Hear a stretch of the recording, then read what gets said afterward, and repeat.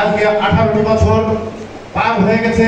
Rural journalist foundation Trinamool সাংবাদিকদের নিয়ে কাজ করে যাচ্ছে এবং রুরাল জার্নালিস্ট ফাউন্ডেশন এই জুলাই আগস্টের আগে যে আমাদের যে কাউন্সিল হলো সেই কাউন্সিলটা ছিল 28 তারিখে। চারিদিকে সেদিনকে হচ্ছে 28 তারিখে বিএনপির মহাসমাবেশ ছিল, চারিদিকে টিয়ার সেল, কাতারি গ্যাস।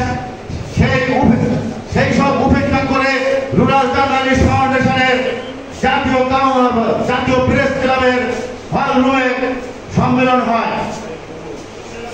সেখান থেকে আমরা আজকে যে যাত্রাটি শুরু করেছি, জুলাই আন্দোলনের গণঅভ্যুত্থানের ছাত্র জনতা এবং সমগ্র রাজনৈতিক দল আজকের যে ফ্যাসিস্ট সরকারকে বিতাড়িত করেছে, এই জন্য আমি সমগ্র রাজনৈতিক দল ও ছাত্রদেরকে অভিনন্দন ও শুভেচ্ছা জানাই।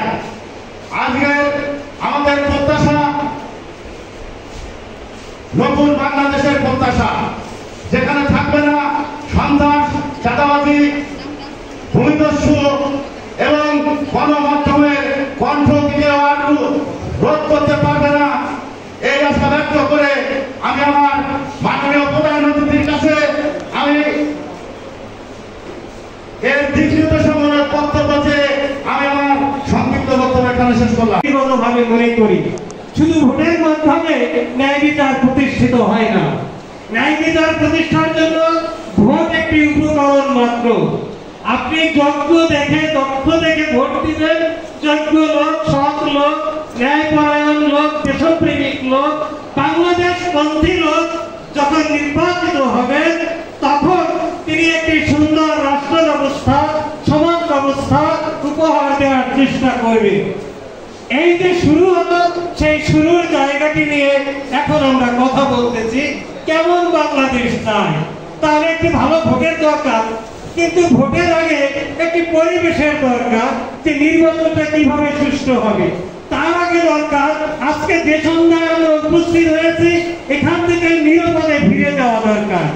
তাহলে বোঝা গেল আসলে একটি ভোটের আগের প্রস্তুতি দরকার, ভোটের পরের প্রস্তুতি দরকার, এবং এই প্রস্তুতির মধ্য দিয়ে এমন এক সংবিধান প্রয়োজন যে সংবিধানটি আমাদের এমন এক নিশ্চয়তা দেবে, নাগরিক অধিকার দেবে, আমাদের সমাজে, রাষ্ট্র ব্যবস্থায়, আমাদের এই ভূমি, এই আকাশ, এই মাটি, এই অন্তরিক্ষ সব জায়গায় সুশাসন, ন্যায় বিচার প্রতিষ্ঠা করবে। এমন যখন হবে তখনই কেবল তেমন বাংলাদেশের বিষয়টি জরুরি হয়ে উঠবে, আলোচনা সার্থক হবে। আমি এখানে শুনেছি কেবল নিশ্চয়তার কথা বলা হয়েছে, তারা আমাদের সাংবিধানিক গ্যারান্টি দরকার, আমাদের নিশ্চয়তা দরকার।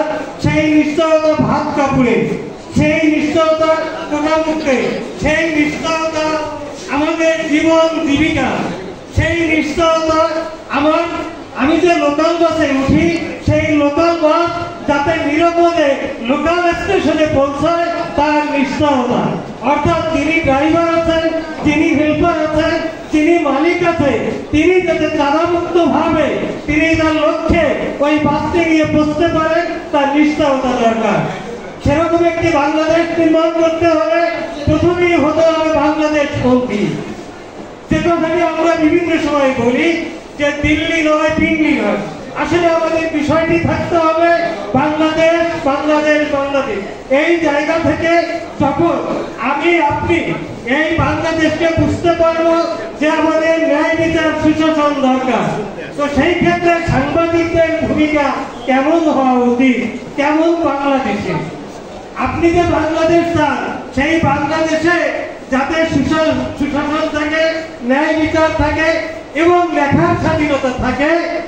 যদি লেখার স্বাধীনতা থাকে, চিন্তার স্বাধীনতা থাকে, বাক স্বাধীনতা থাকে, মত প্রকাশের স্বাধীনতা থাকে, তাহলে বাংলাদেশটা তেমন হবে যেমন বাংলাদেশ বিশ্বের বুকে এই মানচিত্রের পৃথিবীতে উঁচু হয়ে দাঁড়ায়। যে বাংলাদেশ কারো কাছে নথি স্বীকার করবে না।